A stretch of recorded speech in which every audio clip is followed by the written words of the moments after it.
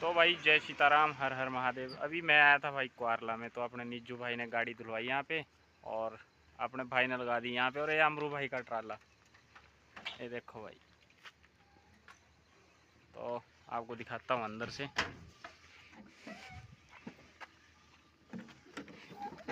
ये देखो भाई आज अमरू का ट्राला। उस दिन डाली थी मैंने वीडियो, तो ये भाई अंदर से देखो। तो भाई ये शौक लो भाई, हर चीज भाई इसने बहुत मेहनत की है भाई ने। तो ये देखिए भाई पूरी, और ये पूरी गड्डी अमरू भाई की। अभी पर्दे लगाने बाकी है, अभी पर्दे लगेंगे इसमें हैं। हाँ। चलो अभी एक दो दिन में दिखाऊंगा मैं आपको पूरी गाड़ी अमरू भाई की। तो मिलते हैं भाई नेक्स्ट वीडियो में। जय सीताराम।